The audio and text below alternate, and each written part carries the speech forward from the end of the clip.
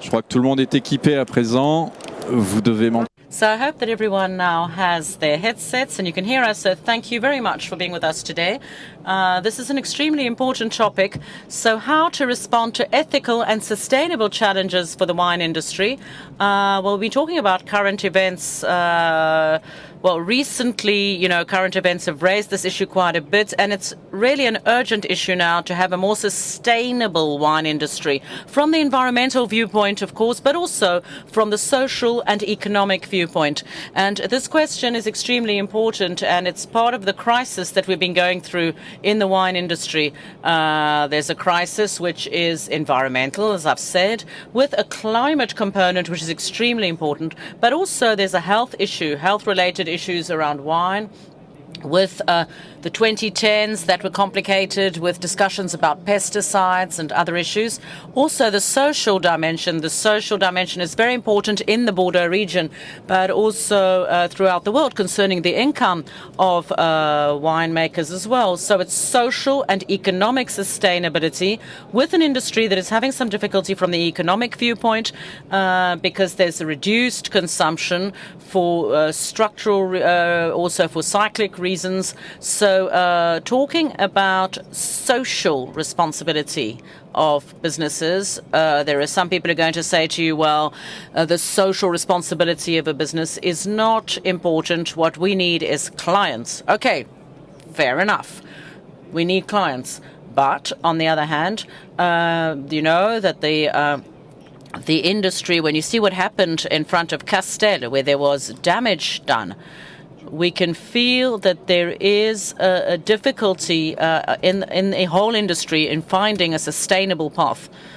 So that is an urgent issue. And then CSR, corporate social responsibility, and the social responsibility of wine farms, wineries in general. And we would be making a mistake, I think, if we forgot about that, because the crisis might lead us to forget that the consumer has demands. During inflationary periods, the consumer will refocus on cheaper wines, on wines that perhaps have a lower quality.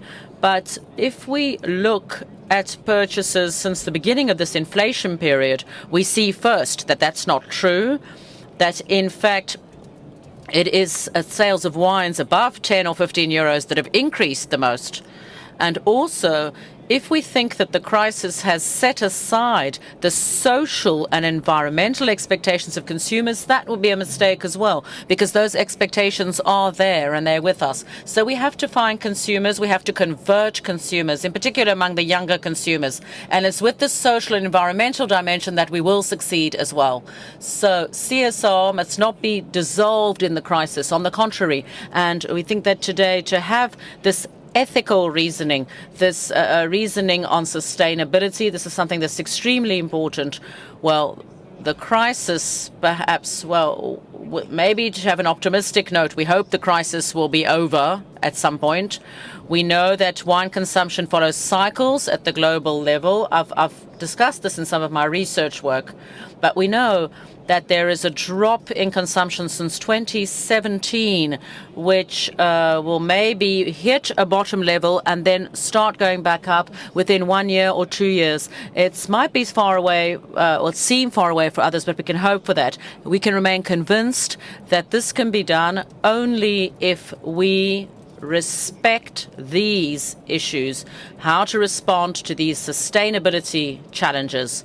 And this is a question that's quite important that was maybe not paid attention to, which is the remuneration, the income earned by winemakers.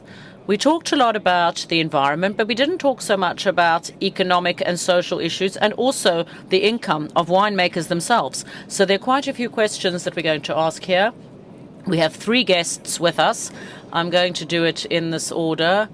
So we have Marie Lacoste from the EcoCert group, which is a major international group with a Fair for Life certification. Marie, you are the CSR Sustainable Sourcing Director, and you are also tasked with the Fair for Life certification. Véronique Ombrox, You are the managing director of brands and wines for Baron Philippe de Rothschild. So you're tasked with Mouton Cadet, which is a well-known brand, a very old brand that we'll say a few words about later.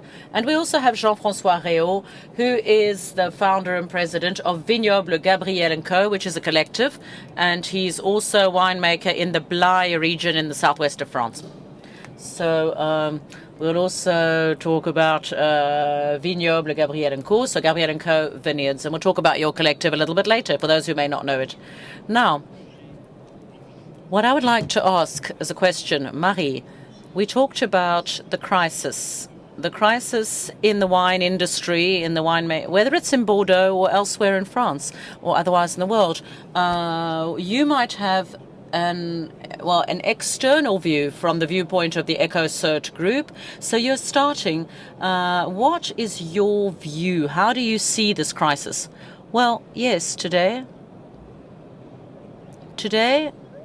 we're at a crucial turning point for the French wine industry because we're confronted with major environmental, societal, and economic challenges. The crisis is here with us. We see the climate crisis that gives rise to drought, to lower yields, to late frost, management of resources, biodiversity. Today, the need to reduce the environmental footprint of production, and that adds additional pressure. We also have social challenges, and we talked about this, and they are present. The preservation, the transmission of traditional know-how is a need, the improvement of working conditions and of the remuneration of producers, of workers, and this is added to these challenges. The last figures show that 30% of winemakers in France live under the poverty threshold, and the economic pressure with international competition, distributors, all of that makes them even more fragile and adds increasing difficulty. So in this context, it's absolutely essential to adopt sustainable practices. It's a vital requirement for these businesses. The consumer. Now, the consumer is also adding in another dimension. They're looking for more responsible products, more ethical products, a trend towards more sustainable consumption, which is also here in France. And this is showing that there is increased awareness on the part of these consumers of societal environmental challenges. You cannot ignore that any longer. We have to take that dimension into account, and we have to make the best of that to increase the potential income and the better working conditions for producers. And labels such as Fair for Life are going to will give an immediate response, but they're also strategic tools to transform models to strengthen wineries for the crises to come. Yes, well, Fair for Life, you talked about labels. This is a fair trade certification. We all know the organic label. Consumers recognize organic, but what is Fair for Life? What are you talking about here?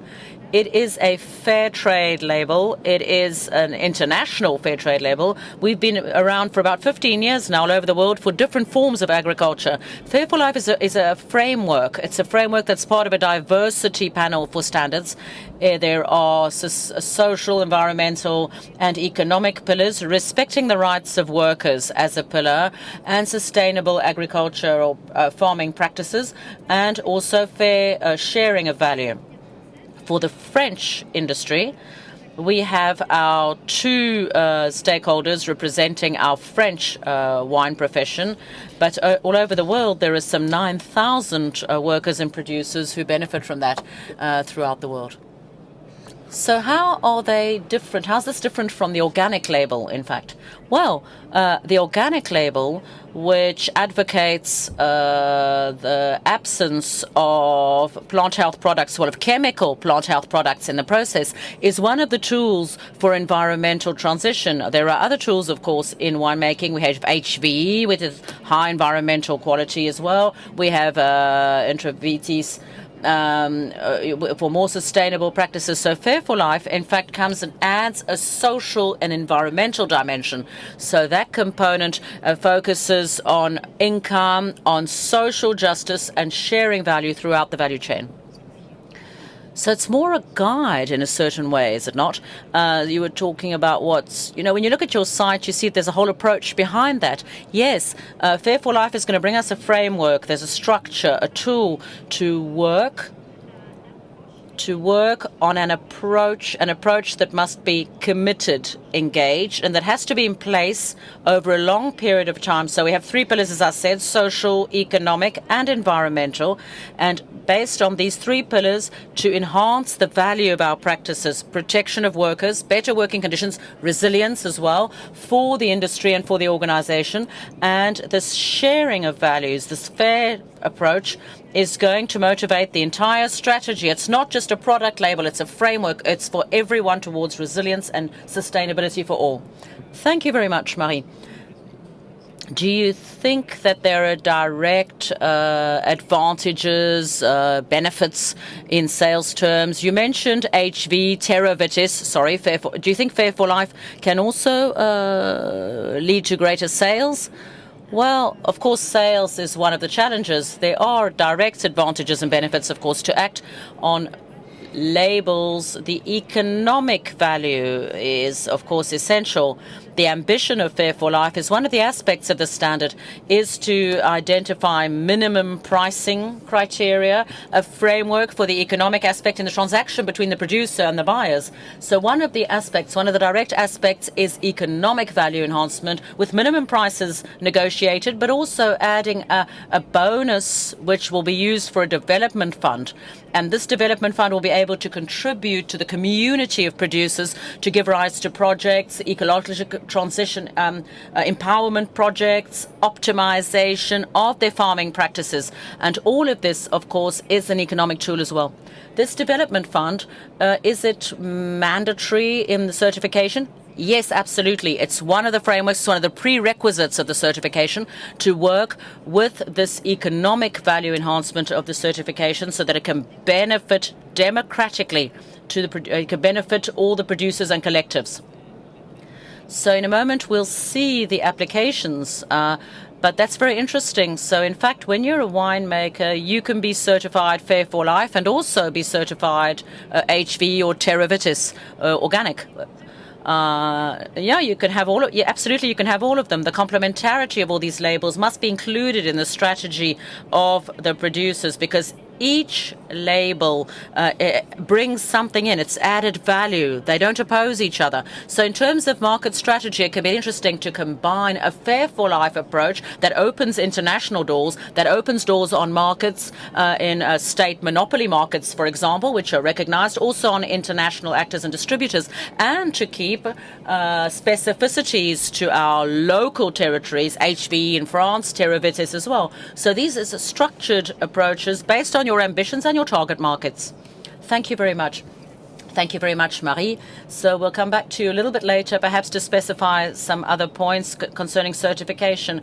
But what I'll take from that is also certification with many different labels and also the broad scope of your label, which covers very current issues, really topical issues on the endowment fund and also on working conditions and income. So let's come back to now those who apply the label. Jean-François, as I said, you're the president of the Vignoble Gabriel & Co. collective. You created this collective at the end of the 90s, I think, unless I'm mistaken. What was that about? Is it about 30 winemakers? Can you tell us a little bit more about that? Yes, thank you. Okay, is it working? Good.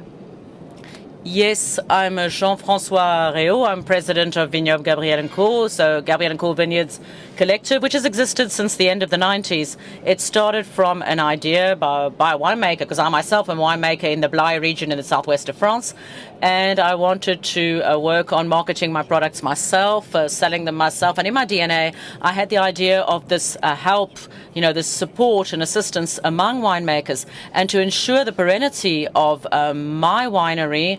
In fact, we started working together on all sorts of different aspects, work in the vineyard, the actual winemaking, and also the sales. So we, in terms of the practices, the sharing, and the fair trade, the equity, all of that is part of what we're doing as winemakers. And it's obvious for me that income, remuneration within this collective is a basic approach. It's an absolute essential. And so over a few years, we only had 5 partner vintners initially, but now we have about 30. From 2015, 2016, we asked ourselves the question about the legitimacy of our practices because it was just a verbal approach, really. And so we started with a certification, a Fair for Life certification in 2020, because at that time and today still, I think, the Fair for Life label it allows us to have certification of our north exchanges, so between developed countries in the north of in Europe. So in fact, you certified an existing approach, in fact. Is that what you did? So you had to, take some steps to achieve the certification, but in fact, minor steps from my understanding. Are there many vintners, winemakers who are already in proactive approaches with respect to social responsibility, and could they validate it through this type of certification? I think Vignoble Gabriel was a pioneer in being certified by Fair for Life. Yes, we stayed for 4 years, 4 long years, before Baron Philippe de Rothschild came to join us with another part of the chessboard, if I can put it that way, another part, but with common values, those that echo our own, and on working with this label. And it is the commitment of fair remuneration, fair equity, fairness for all these winemakers, and also respect for the consumer. And you can respect a consumer only if you make a good living from what you do. So it's a virtuous circle there.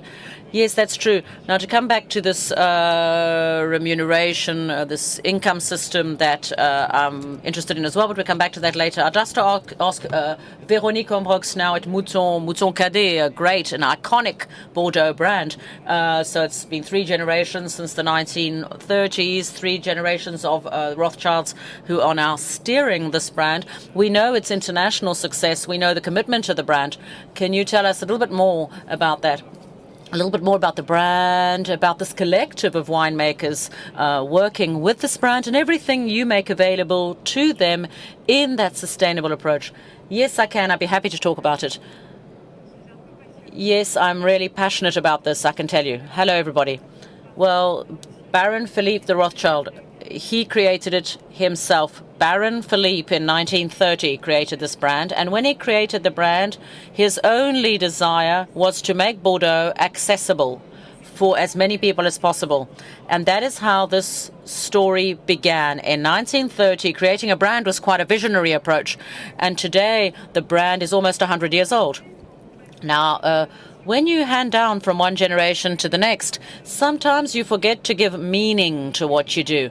And a few years ago, we asked ourselves the question with our teams, saying, well, at the end of the day, what is our DNA at Mouton Cadet? And thinking about our DNA, we soon came to the conclusion, because we looked through the archives, the family archives, all the notes written by the Baron, the books. And we had only one sentence: bringing together terroirs, uniting humans. And around that narrative, around that story, what we did is take the fundamentals of the brand. And the fundamentals, the essentials of the brand, were focused on a social approach, an approach which respected the environment and that was committed over time, because it is a family business 100%, and a family business is based on its commitments, its desires, and its need to convey things. And when you have this connection between transition and transmission, well, then you start to really give meaning to what you do. And with the technical teams, we worked a lot. We worked very hard on creating a model. We still have a unique model, I believe, in Bordeaux. We were strongly inspired by what Vignoble Gabriel did. They really inspired us. Yes, it's 100% true. You have to tell the truth here. They inspired us. And one day, about 3 years ago, I was having a conversation with the management team, and we said, we do a lot of very good things. We pay our winemakers well. We have a commitment with long-term contracts. We are 100% sourced with winemakers. We really had in mind the fact that we're going to say that we are a vintner's wine, but we were not perceived as such. So that was really the thing that was lacking. And so we said at that point in time, well, maybe we have to try and tell the consumer that. So how do we go about telling the consumer that? Well, you have to have the legitimacy to do that. And when you have the legitimacy, well, you need to have some sort of confirmation of that, some sort of guarantee of that. And then the guarantee became a label. And I started looking around with the members, well, our team members, and we didn't find the label. We had fair trade labels, but they were not the right ones for us because they were only focused on the price. And us, it wasn't just about the price. There were other aspects. And then I saw a bottle from Vignoble Gabriel that someone brought me, and I saw their label. I found out, I looked it up. You know, everybody has the internet. And that is where I said, but that is exactly what we want to do. So that is how, thanks to the Vignoble Gabriel label, that is how we joined this Fair for Life label. But what I really want to add to that is that it's not just about the label. If you think it's just a label, you're making a mistake. In fact, it is a state of mind. It is a mindset. It is the way in which you want to build your relationship with all your stakeholders. And really, it's much more than a label. And that's really important to say. That seems very important to me. And the relationship between all the different stakeholders in the wine industry, there's been some deterioration. You know, there's mutual mistrust between the world of brokers, the winemakers. So I think to restore trust, restore that connection, I think that's very important, restore that mutual support. I believe that this is something that's extremely important and excellent. So Jean-François, just in what you were doing before you were certified, there was already the remuneration, the payment system that you're going to talk to us about, but there was also a mutual support system. I noted that the collective approach is extremely important in what you emphasized. And thank you so much, Véronique, for talking about stakeholders, because I think you really have to come back to the very source of the word. What Véronique's done, which was to look into the archive of the Baron de Rothschild house.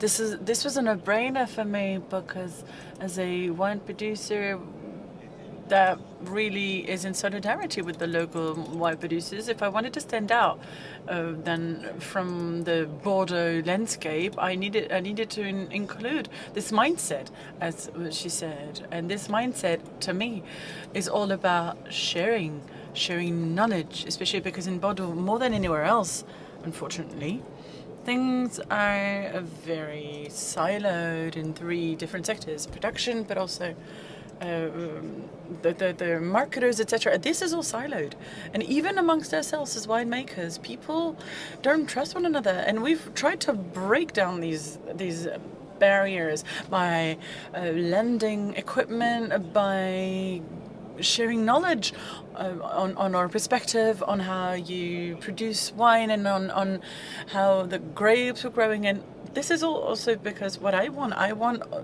to know how the end consumers perceive my work. That was essential in this approach. So how can you do that? Of course, by creating a group, a collective group. And this label was just the fruit born from a work that was done upstream. And I'm really happy to see that with Véronique and the Rothschild staff, that we've done the work, this research work, to understand who we are today, especially in this Bordeaux landscape, and how we make sure that people perceive us, if I've understood you correctly. How can we make sure that consumers know where Mouton Cadet comes from and who we are. And that's exactly what we're doing. And I know that things are going to evolve. And consumers nowadays, and we were talking about it a minute ago, but consumers want to consume less. That's true. And they have beliefs, they have commitments, and they want to consume in a responsible way vis-à-vis the planet and vis-à-vis the people that are working in the industry. So this label to us is a very complex thing, of course. I'm not saying that this is easy. No, that there are a lot of different facets to this label. It's not just a logo on a bottle, let me tell you that. And Baron de Rothschild is also here to say it. And that's great, because it also means that we're extremely selective. It's a true commitment and not just an opportunistic vision.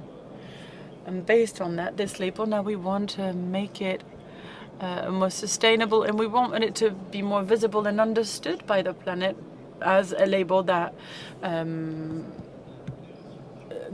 that is given to more sustainable products.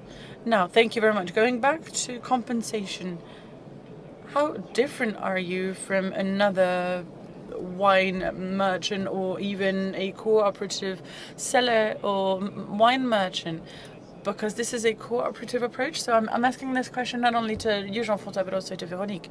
Well, how do we compare to cooperative wine merchants?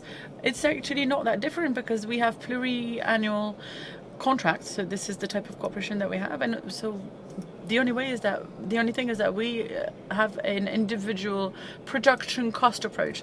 It's assessed by an accounting firm that is an external firm, and so we need to then make the price and set the price. So we have a regulatory, but the one thing that regulates us is the production cost, and if we're not at least a certain percentage above our production cost, then we won't survive. We're slightly different from the wine merchant standards, where you usually basically set a price based on the share price or the market price. But if there's no market price anymore, what do? And that was part of our DNA. We want fair compensation that be legitimate and that you can prove and explain. And EcoCert is also there to regulate us. So everything that was oral, the commitments that we had in our minds, in our brains, we had to put everything on paper, enshrine it into contracts with EcoCert, our accountants, our wine producers, to draft something that would be as sustainable, as long-lasting as possible. These are right now, we're on the third version of the contract. There's not a template for our contract in our Bible of contracts. No, we had to really start from scratch. And this hybrid model we're experiencing on a daily basis. We are merchants, producers, and we do all this. Véronique, when you buy a Mouton Cadet product, you're also buying because you want the wine producer to be fairly compensated. How does it work? Well, this is a slightly different story for us, and that's what's interesting here. As Jérôme often says, who is a technical director, in Bordeaux there's a wide variety of players. What we want to do is really to defend the winemakers and the activity of wine production, but also to help them do their job better, to help them to facilitate this activity and make the tools available for them. The quality of a wine is what matters. You can have hundreds of certifications. What matters at the end of the day is the quality that you're able to offer to consumers. So when you make sure that quality is at the heart of everything that you do, and by trying to understand how you can help and facilitate things and facilitate the activities of a wine producer so that he can also transfer this knowledge from one generation to the next, that includes compensation. And because we've been certified, it's the same thing. We compensate our wine producers with what I usually say within the WIEB is the fair compensation. So we compensate the wine producer for their work. And I don't want to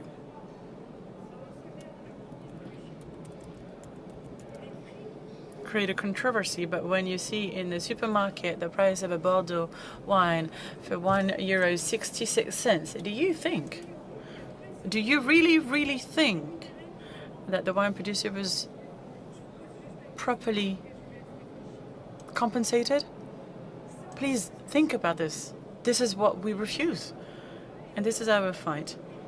We want to have remunerative prices. We have a technical team that we work with our wine producers, to make sure that we give a meaning to our product, that we have good quality, that we understand the consumers. We have a beautiful lab. We're really lucky within Baron Philippe.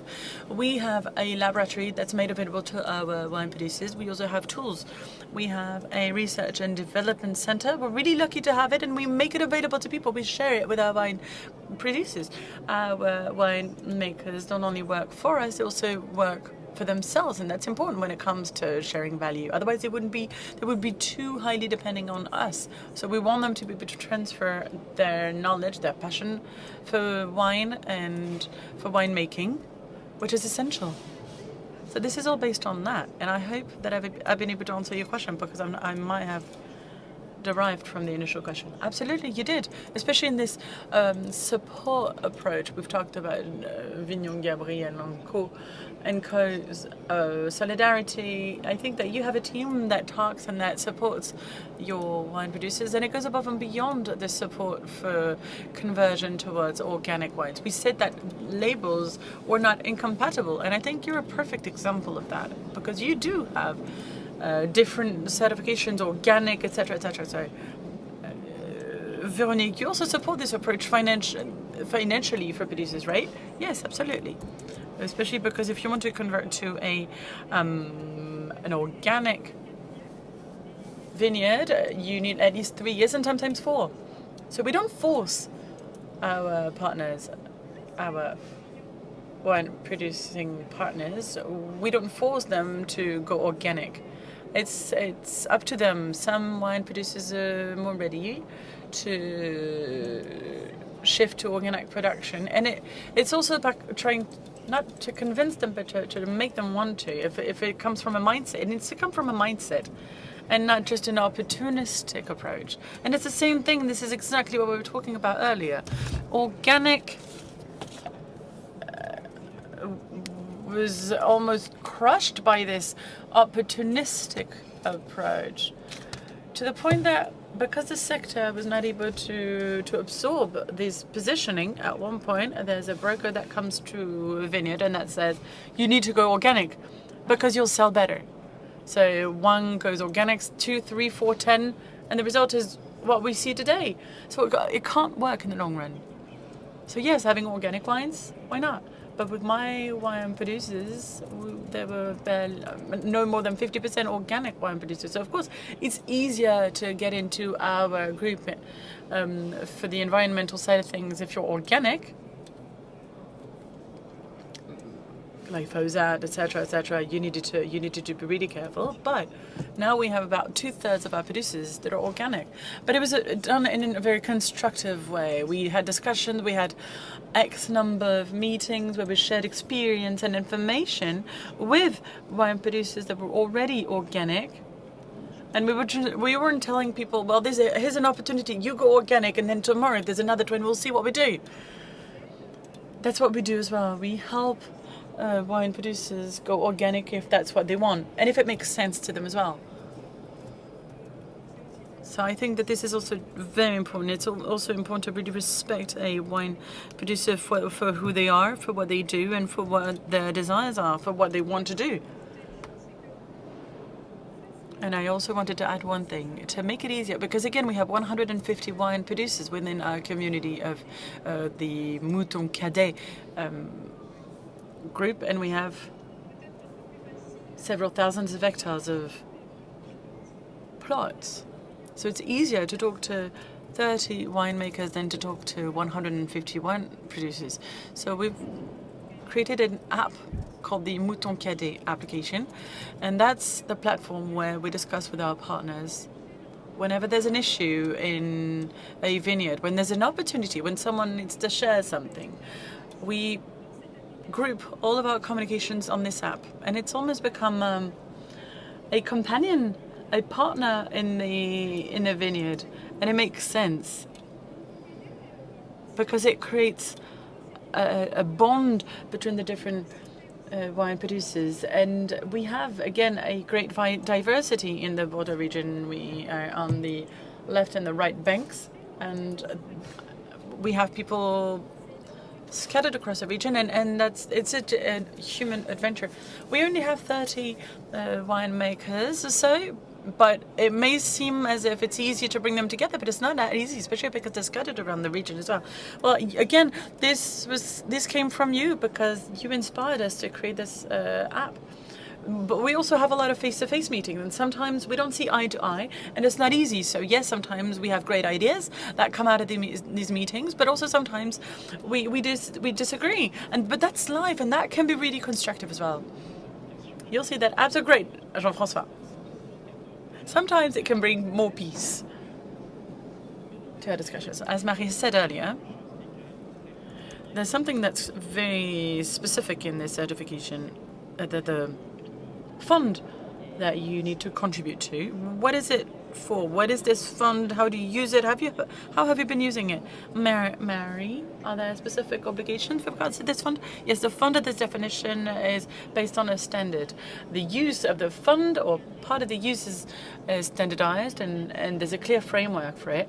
But what you need to bear in mind is that the objective is to serve the projects of our grouping, but also of the wine producers. And all the examples that we've had that aim at ensuring the resilience of our group, especially when you obtain a label, when you go organic, sometimes the yield is lower, you have additional costs because of inputs, etc. And this fund can help collectively and in a democratic manner to foster and to facilitate this conversion. So we do have a list of projects that is accessible and eligible to the use of this fund. And as part of our audits, we check the proper use and proper application. And again, the participatory and democratic approach in the choice of the projects. Each and every project is unique. Each wine producer, each organization is different and has different needs. And Fair for Life is going to set a framework that allows us to also adapt to the context and to allow also each and every organization to find the right way to use the fund. We don't have a dogmatic approach. The goal is to make it useful for the projects, for this transition, and for producers at a given time. What about the size of the fund? Is this a specific percentage of the revenue? Yes, they're supposed to contribute to a percentage. They need to contribute a percentage of the Fair for Life revenue. We've created the organization of Mouton Cadet producers, an organization that is managed collectively by our wine producers. We have Jérôme Aguirre, a technical director, who's the head of this organization. The vice president is Stéphanie Choly, another wine producer. And of course, you have the committee. And the 150 wine producers are part of this organization. This is, again, a very participatory organization. We contribute 1% of the Mouton Cadet revenue to the fund. This fund is then managed by this organization. The organization meets 3 to 4 times a year and defines the importance of and the relevance of the projects that they want to compensate. Let me give you an example. The one project that got the most votes was to better understand your overheads and how to reduce your operational costs. We had about 90% of the votes that were in favor of that project. And this shows you the fact that despite the fact that you are a wine producer, that you're in your vineyard every day, there are a lot of things that you're not able to control. And this project aims and is going to, because we're currently working on it, we've already been able to analyze all of the operating expenses, and we're currently working on optimizing them. We're looking for ideas in order to lower these operational costs in order to have better profitability for the wine producers. And this is a very concrete project that we are currently working on. And by the way, you're working with an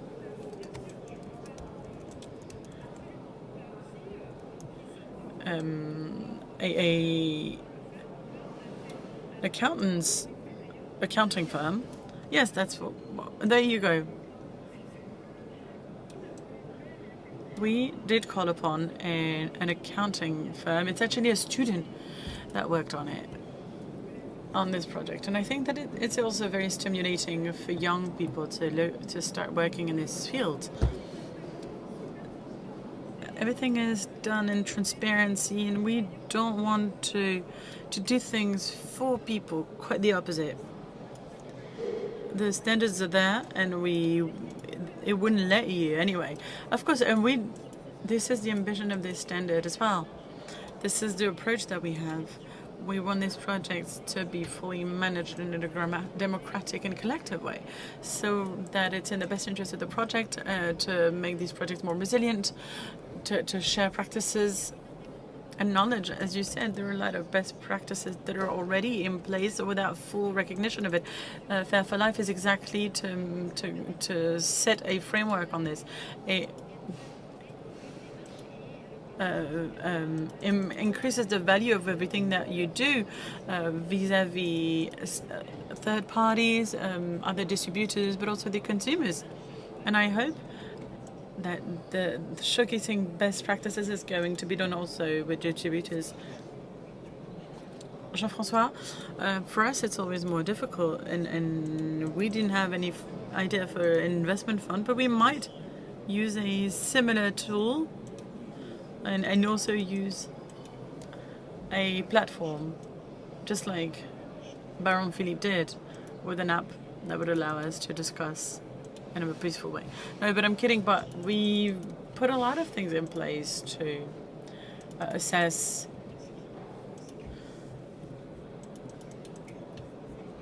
our carbonic gas footprint and equipment to be less exposed. A tool to share our experiences as well. Even though we meet regularly, as I said earlier, everyone's very busy. It's hard to bring together people as often as I'd love to, but this tool should allow us to have instant discussions on and experiences that we'll be able to share in real time. I have another example as well. I have a lot of examples. And what we've done is that we worked with our R&D team. We made it available to the collective, to the group, to work on the impact of climate change in the vineyards. How can you do? How can you adapt? Can you work on different grape varieties? How can we also leverage this R&D information that is shared within the group? We have some wine producers that struggle to understand the current regulation in place. Not most of them, but these are projects that they're interested in and that they vote for. They want us to help them better understand the regulation. They want us to help them with the administrative burden, especially when you're a vineyard with 15 or 25 hectares. The administrative burden is something that can also weigh on you. And if you have a 300 or 25 hectare vineyard, you must go through the same administrative processes, and you need people to help you. So it's all about helping winemakers to be more efficient, not only in their administrative management, but also their operating costs. It's also about knowledge transfer. We were talking about it earlier. To us, this is something that is crucial. Mouton Cadet is a family-run business. So the family legacy is something that we relate to, that is really important to us. How can we make sure that we help wine producers transfer the knowledge and also transfer their vineyard? That was part of the project. There was another project that was put into place last year with the development fund. When we talk about winemakers understanding what's happening in a transversal way, all the way to here, basically. Well, that's because we want our wine producers to come with us. We want our wine producers to be able to come to this kind of trade show.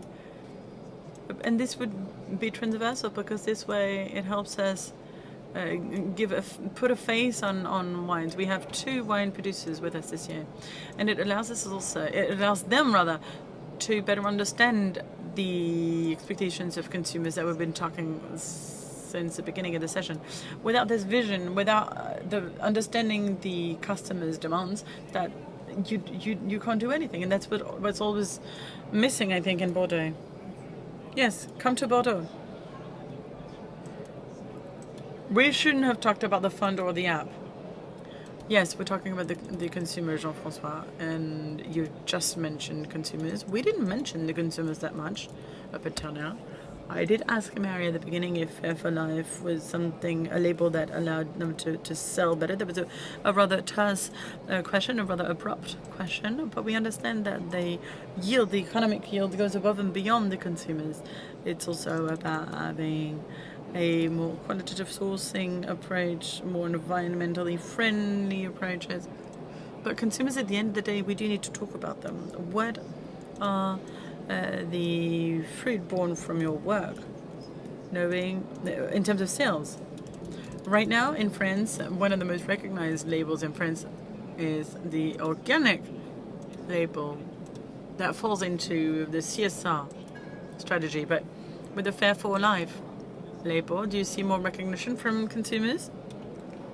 Well, the recognition of a label, and therefore for DNA and a mindset, as we've been saying since the beginning, is something that consumers can only see if we give visibility to it.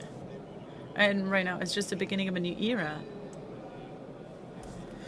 There are countries not far from us, in Scandinavian countries, who have human rights, health-related positions that are much more advanced than us. And I think that they're very forward-thinking. And they're able to engage consumers. We can see it. We've had a specific product that was a major success.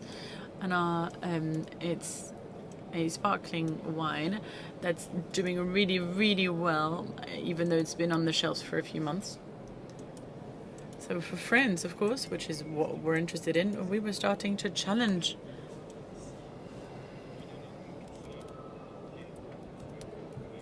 middlemen. If Véronique and I want to address the consumers directly, we won't be able to do it. We need we need the middlemen. Who are you talking about? You're talking about restaurants? Who are you talking about wine sellers? It could be also supermarkets. Mass distribution has been the distribution channel that's been showcasing wine for a long time. But now it's over, so these mass distributions must reinvent their shelves in a more sustainable way by simply taking decisions and taking stances, saying, well, we have commitments, we have beliefs, and we want products that are more sustainable for the planet and for our consumers in the future. And this is something that we're starting to see in France after 5 years of fight, 4 years. And we're starting to see the result of this. But as I said, a laboratory such as the Scandinavian countries, I have trust in this approach. What about Canada? Yes, absolutely. I'm sorry, I might not fully agree with what was just said, because of 2 reasons. I believe that consumers are the ones that decide, but they also decide based on their own criteria. We want consumers to buy the product again. So the quality of the wine, the quality of the product is essential. The fact that we are fair for life, that we have this additional label, in the concept, it's very much in line with the way that we present ourselves to the consumer. But we do have this fair for life approach and label, but if the quality is not good enough and is not on par with the expectations of the consumer, it's not going to work. So I agree, we need to intrinsically work on the quality of a product, and that should be part of the objectives that we're working on towards, first and foremost. But what I agree on with you is that the middlemen, it's up to them to understand the difference between the different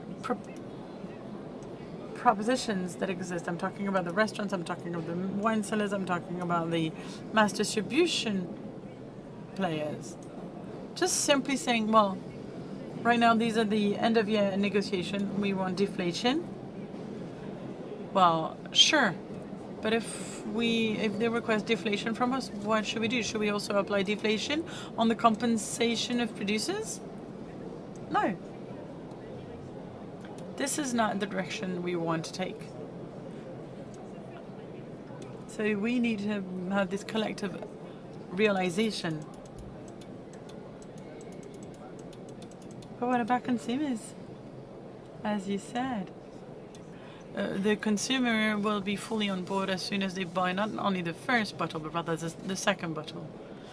Consumers will be looking, and will have to start looking for this bottle rather than another one, because there's a promise that is fulfilled behind this bottle. And of course I didn't talk about the quality because it was implicit in this promise, according to me. Sorry, you didn't mention it, so it wasn't explicit. I thought I'd mention it. Well, thank you.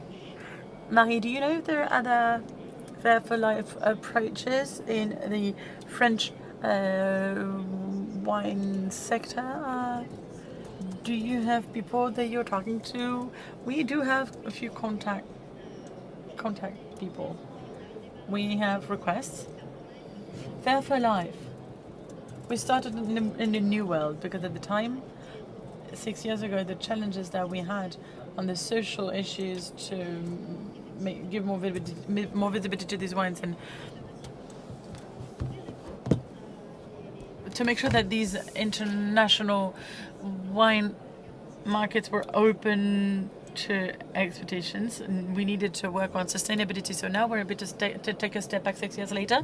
We have our two spokespersons in France now here with us, and we see a growing interest, and we see it over the past few months. We've been able to see it compared to last year, even of the trade show. At the same time last year, we see that the challenges have changed. The transformation, or at least the realization that things are changing, is happening. I'm not saying that it's going to be a big bang and that everyone is going to start wanting labeled wines, because these are transformation approaches that take time. These individual approaches mustn't be opportunistic, especially because you see it. It's obvious when you see someone who's opportunistic, you see it right away, and it won't work. We've had a few, and we know it. We know when to detect someone who has an opportunistic approach. And we are also trying to to convey the right message with our producers, but it will take time. Thank you very much, and thank you to all three of you for this roundtable. We do hope that this will be a source of inspiration for a lot of us. We have a few questions we have time for questions? Yes? The gentleman there? Merci pour votre... Thank you very much for your presentation. I'd just like to... Sorry, we can't hear you. You're going to have to go up, yes, because... You have to... Sorry, walk up to the front so they can hear you, because otherwise it goes only into the headsets. Now you're coming up to, yes, you're coming up to CEOP. That's great. Thank you very much for your presentation. I had a question about CSR.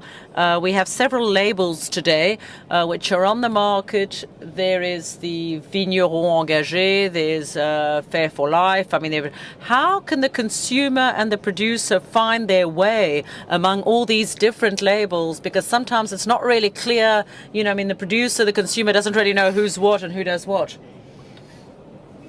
Yes, that's quite right. And today there is several possibilities. You talked about B Corp, Fair for Life, Vigneron Engagé, which means the committed winemaker. Well, they are complementary in their approaches, but they're not equivalent. CSR is a broad area. It's sector-based for committed winemakers, Vigneron Engagé today. The quality and international recognition is just in the sector itself, so I don't know how the consumer perceives that. But on guarantees and the social dimension, we're not looking at exactly the same requirements as Fair for Life. I think what sets Fair for Life apart is the fair trade component. So in addition to the decent working conditions for workers, for producers and winemakers, we are bringing in this dimension of a minimum wage, of contribution to development fund that are going to bring an economic component to enhance value between the producer and the consumer. So this is an additional level in the corporate social responsibility approach and the sustainability approach that will use several tools, and Fair for Life is one of those tools. Thank you very much. Is there any other question? Yes, please. I think that you have to come up, yes, because otherwise, without the headsets, they won't hear, yes, otherwise. Yes. Can you hear me? Yes, no, yes. I had two questions. One is a general question to know whether at the level of the wine industry, particularly in Bordeaux, shouldn't we have a collective label to make sure that we have production at a fair price? And more specifically for Mouton Cadet, is Fair for Life on all your product line, your entire product line, and what volume does it concern? And how do you calculate the production costs, by who, over what period of time, and what do you take into account as term of components? So I'm going to answer by a question. I'm going to answer by another question. Maybe you should stay here. What do you mean when you talk about, you were talking about maybe we have failed collectively in Bordeaux? Sorry. Well, no. In fact, what I was saying is that as a whole, the industry was not able to have a collective approach to provide value. Well, when you talk about the industry as a whole, we're talking about the interprofession. I don't feel really concerned by a collective failure approach. I think today we can only observe that we are no longer talking about fair compensation at the level of the industry as a whole. So the observations we have made today have allowed us to see two things. First and foremost, there is way too much volume out there because there's less demand. And this means that at a given point in time, the cellars are completely full and they have to be emptied. I'm not going to create any controversy about this. I don't want to, start a controversial discussion. But this is what is happening. Today in Bordeaux, you have exchanges of VATs at 650 euros per VAT that do not, absolutely not, fairly compensate the winemaker. And then you find them at 1.66 euros in large-scale retailing. Sorry, I may be getting carried away here. Do I have the solution? No, I do not. I do not have the solution. But at any rate, I am convinced by what we are identifying now, what we are trying to do, whether it's Vignoble Gabriel, whether it's Mouton Cadet. I hope that we will be able to inspire many people to imitate us. Maybe we can say, well, it's not good. But having said that, well, what do we do to get better? That's what we want. And we want to show in a very humble way. Mouton Cadet is 1,500 hectares of vineyards, and Vignoble Gabriel is smaller, but it's not size that counts. It's to show what we can do differently and better. And in a certain way, if you were talking about a collective failure, perhaps in Bordeaux, as Véronique is saying, we have continued to work in Bordeaux but the fact is we continue to work in Bordeaux in the same way Bordeaux was worked in 40 years ago. So we continue adding hectares. We continue to talk about promotional aspects, but we've taken out the real value of the product and the people behind the product. So if we're talking about a collective failure, I would say, yes, that's where it is. That's where the failure lies. But Bordeaux will keep going, but with less area. I think that's clearly the case, but on much sounder foundations that have respect for all the different stakeholders, as we've been emphasizing since the beginning. And your question about Mouton Cadet, you were talking about the cost price. Is the entire product, sorry, I got the question wrong. I had the cost price in mind. No, the question was in fact, they were both. Okay, so the question was in fact about, the cost price. So there was that component. So what we do is we have an external firm which helps us and helps the winemakers and the technical team at Mouton Cadet to clearly understand what the cost price entails and what we need to take into account. And as we've said, there is several different views here but we put them all together and we work. And this is part of the first project, that is to say, how can I optimize the operation of my vineyard much more effectively and efficiently than what I'm doing today? So we work with them on that. And then, of course, we pay this fair compensation, and Fair for Life, the label prevents you from paying people below that price. That is exactly why the label exists, is to give people fair compensation. And your other question was, what is the certified product line? I'm going to answer in two different ways. We do not have two practices, one practice that is Fair for Life with the label and another practice which is to say, we're not doing Fair for Life, so we're not labeling. That's not our approach.